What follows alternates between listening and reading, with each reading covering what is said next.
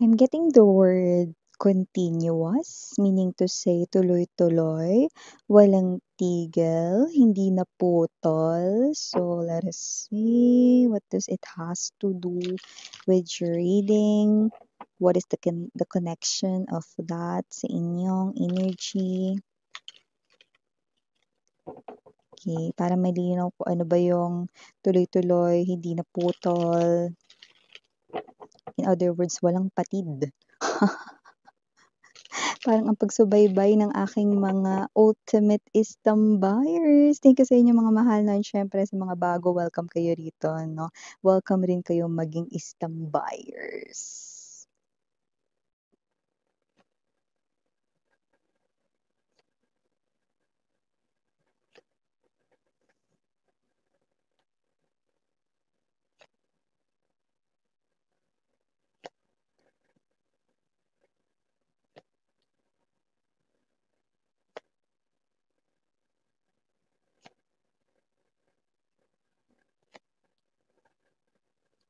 It has always been you. Wow!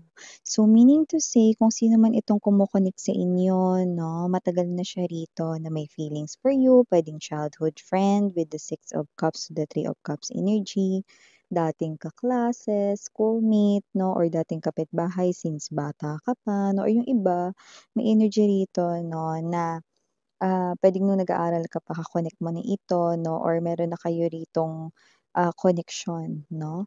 At yung iba nakita natin dito mga babes 'no, na puwede rin na nagkaroon kayo dito ng relationship to some of you. Yung iba naman sa inyo 'no is posibleng hindi natuloy 'no or naudlot yung inyong connection, okey. So may gano'ng klase ng energy pero, okey, simula't sa pool noon pa man hanggang ngayon ikaw pa rin. It has always been you. Wow! See, look at that. The King of Wands energies and energy right in here na ikaw pa rin. Yan oh. Ang kanya ritong minamahal, ikaw pa rin ang kanya ritong iniibig, yan oh.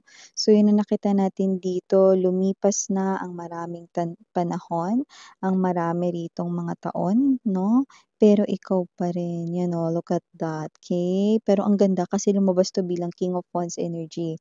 Puwede kayong mag-expect dito ng actions 'no, kasi nakikita natin dito mga babes 'no, na parang may energy siya rito na meron siya ritong gagawin, okey, at posibleng gumawa siya rito ng pagpaplano at gagawa ng bold movement or action. Yeah, look at that. We have here the Hanged Man in reverse position. This is an energy right here na hindi na siya rito maghihintay. This is an energy right in here na kikilos na. Kasi when we got the Hanged Man energy ng upright position, this is someone here 'no, na hindi pa kikilos, parang patulog-tulog pa sa pansitan. Pero dito 'no, ito ay pagkilos, okey? So, sosolusyunan niya na yung kanya ritong uncomfortable situation here regarding sa inyo, kung ano man 'yan, okey? Kung meron man ditong misunderstanding sa pagitan ninyo 'no, okey, aayusin niya 'yon. At yung iba naman 'no, puwedeng hindi niyo alam or hindi niya rin alam ang inyong whereabouts or hindi niya alam literal 'no, kung nasaan kayo rito or ano ng ginagawa ninyo ngayon. But definitely this person here hahanapin niya kayo. This person is willing to travel, Eight of Wands energy. After all, ang atin ritong center of the reading ay ang Four of Wands at katabi niya pa ang ating ultimate bartender, ang Temperance. Wow! So bottom of the deck, we have the King of Cups. Okay, wow. We also have here, see, sabi ko sa inyo, matagal na siya ritong may sincere feelings para sa'yo and this person is operating, letter F, operating from the place of love. And wow, Four of Cups in reverse. I love it. that we've got the Four of Cups in reverse position. So before we talk more about this, sweethearts, let me just make bate everyone. First, hi and hello there everyone. My name is Yan. Welcome new subscribers. Returning Istam buyers, thank you po sa inyong walang sawang love at support for me. At kung hindi niyo pa alam, babe, meron pa tayong other channel, link nandiyan sa description box ng reading na ito. Kaya if interested, just click that link para mapunta kayo doon at araw-araw nag-upload po tayo ng collective readings for all signs there. Siyempre wala tayong gender dito babae, lalaki, LGBT, lahat ay welcome.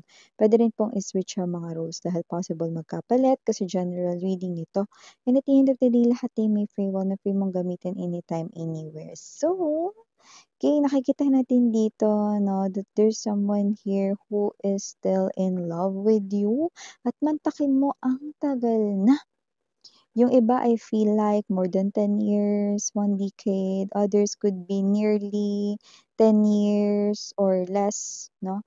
So whatever the case may be, I do pick up, no? Kahit sobrang tagal na, ikaw pa rin. It has always been you. Ikaw pa rin ang minamahal niya yan ay isa ritong 103% true, no? Nakikita natin dito na wala pa rin siya ritong pinagbibigyan ng kanya ritong puso't damdamin. Wala pa ring iba na pumapalit, no, sa pwesto ninyo sa kanyang puso. Ikaw at ikaw pa rin, no? With the Two of Wands energy, no, sa mga free time niya, sa mga rest days niya, no, sa mga time mo pag-isa siya, no, at yung iba bago matulog, itong tao na 'to ay iniisip niya kayo.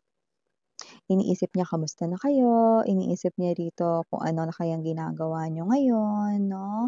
Pero deep down inside with the Four of Coins energy, ikaw pa rin talaga. Minamahal ka pa rin niya. This person here is still holding that secret sa kanya ritong chest. So I do feel like that whoever this energy is, no, this person here is now nasa right age na to enter yung marriage life. So this person here could probably be thinking, kasal na kaya kayo, in relationship na kaya kayo sa iba, committed na ba kayo, no? Or whatever the case may be, kayo ba ay taken na? Yan, no? So yun ang kanya rito naiisip, no? Syempre, yun ang talagang kanyang maiisip rito, no? Dahil minamahal ka pa rin niya, 'no, sa kabila ng mga lumipas na taon, 'no, at kahit na sobrang tagal na, 'no, kahit na parang nasa isip niya rito, sumasagi sa isip niya rito, baka hindi mo na siya natatandaan, baka hindi mo na siya naaalala, baka nakalimutan mo na siya, 'no, pero okay, kahit na, mangyari pa yon, 'no, or kahit na makalimutan mo siya or kahit na wala ka na rito, 'no, na pakialam, 'no, sa kanya, itong tao na 'to, ni minsan hindi ka niya rito hindi siya tumigil, in other words 'no, na mahalin kayo. Sabi ko nga sa inyo, yung iba puwedeng friend niyo siya, pero alam mo yung energy ng MU lang kayo, pero puwedeng hindi naging kayo. Yung iba naman puwedeng naging kayo, pero parang naputol, okey? Puwedeng dahil may mga bagay na mga sitwasyon dati, especially kung ito ay nung mga young days ninyo.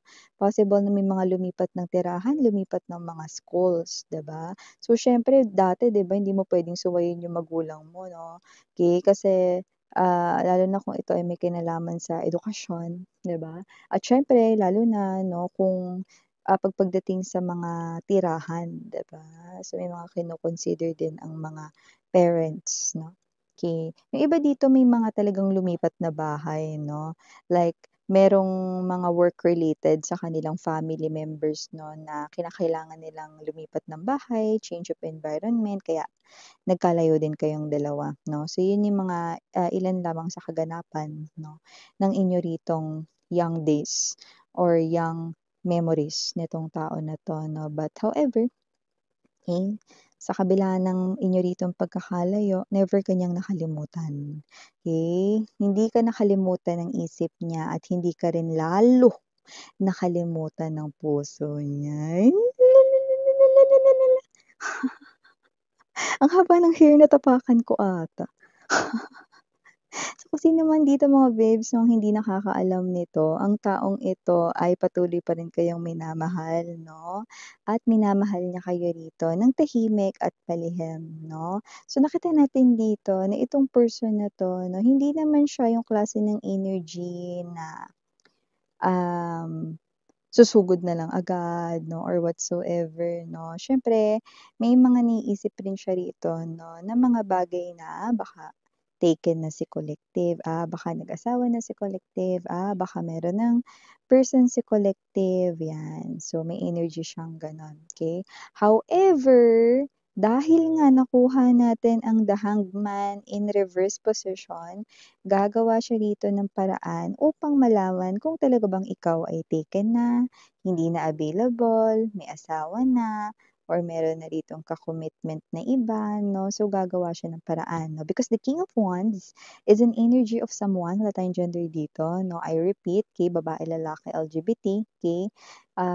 Ang energy na ito ay kikilos ano man ang mangyari, okay. Walang kahit na sinong makahahadlang. So, gagawa siya ng paraan, may pagkilos, willing din siya ritong mag-travel at yung iba 'no, willing ditong gumastos. Okay, para lamang malaman 'no, kung kayo ba dahil isa itong napakaimportanteng sitwasyon para sa kanya 'no, dahil hello, eh, eto siya 'no, na gusto niya rito 'no, na magkaroon ulit ng, pagsasama muli sa inyong dalawa 'no. So, nakikita niya rito 'no, na ikaw yung kanyang minamahal 'no, at wala siya ritong ibang taong nakikita 'no, na, makarelasyon 'no or pakasalan. Or makasama sa habang buhay kundi ikaw lang, okay. So, naniniwala rin siya rito that with the presence of Four of Wands energy and our ultimate bartender in Temperance energy, this person believes 'no, sa kanyang self that may dahilan kung bakit hanggang ngayon at sa paglipas ng maraming taon, ikaw pa rin ang laman ng isip niya at kahit na may mga taong mga bago siyang nakikilala sa kanya rito 'no, na pang-araw-araw na buhay sa trabaho man 'no, wala siyang nagawang mapansin, okey, at wala rin siya ritong magawang lalo ng mahalin at ikaw pa rin. Wow! Wow, So, kung sino 'tong energy na 'to, this person is operating from the place of love 'no. This person here, King of Cups energy, okey, pakita ko sa inyo. The King of Cups energy is someone who is very focused. Kung sino ang kanyang mahal, yun lang, stick to one man woman or one woman man siya. At kung papansinin niyo, there's a fish doon. So, possible rin 'no, na may mga bago talaga siyang mga nakikilalang mga tao 'no, pero wala talaga siyang magustuhan. Wala talagang nagpatibok ng puso niya rito, ikaw at ikaw lang 'no. And as you can see, nakatungtong siya rito 'no, sa isang napakaliit 'no, na square na 'yan. So, meaning to say 'no, the King of Cups is living in his or her own island, wherein ang kanya ritong chalice of love ay iniaalay niya lamang sa nag-iisang taong kanyang minamahal at yun ay ang, minamahal niya ay walang iba kundi ikaw. Yun 'no. Uy, ang aga nung initials. So for the initials right in here, I'm seeing letter P. We also have here the letter E. O PE, baka favorite subject niya rito PE. O kaya mga babes 'no, possible rin 'no, na itong person na 'to ay someone who takes care of his or her body. Doesn't have to be na naggi-gym, but maybe he or she is, making sure na kumakain siya dito ng tama. Okay, and also someone who takes care 'no, sa kanyang health, okay? Doesn't have to be na someone who is, um, nagpupunta sa gym, okay? So, I do see that this person here has this very sincere offer and this person here is coming for you. Aalamin niya ito at mahahanap ka niya at 'pag nahanap ka niya kasi for sure mahahanap ka niya rito kasi wala siya ritong palalampasing pagkakataon. Nakikita ko siyang magmu-multitask, okay? I'm seeing this person here pagsasabayin niya rito yung trabaho niya at ang paghahanap sa'yo, okay? Kung ikaw ay hindi niya alam kung nasaan kayo, okay? At yung iba na alam kung nasaan kayo, then prepare yourself because this person here 'no, will do something, okay, para magkaroon kayo ng koneksyon 'no. Dahil nakikita ko na ang hangarin niya rito 'no, ay walang iba kundi ang Four of Wands energy, kayo ay makasama ng panghabang buhay. So, expect marriage 'no, na yun ang gustong mangyari ng person na ito for the both of you, okey? Muling pagsasama 'no, and I do pick up na wala tayong gender dito, but this person here will take, okey, ah actions 'no, regarding dito 'no, sa inyo ritong muling pagtatagpo. Wow! So yeah, mga babes 'no, this person here 'no, isipin niyo, okey, yung iba sa inyo nararamdaman niyo ito 'no. I do pick up that with the Six of Cups energy and the presence of the Temperance 'no, maybe this is you, you feel like 'no, na parang meron kayong gustong kontakin pero hindi niyo alam kung sino or whatsoever 'no, it's a type of feeling, okey? Others of you could be like that, 'no, parang parang may gusto kong kontakin or parang meron akong hahanapin na person pero hindi ko alam sino ba yun?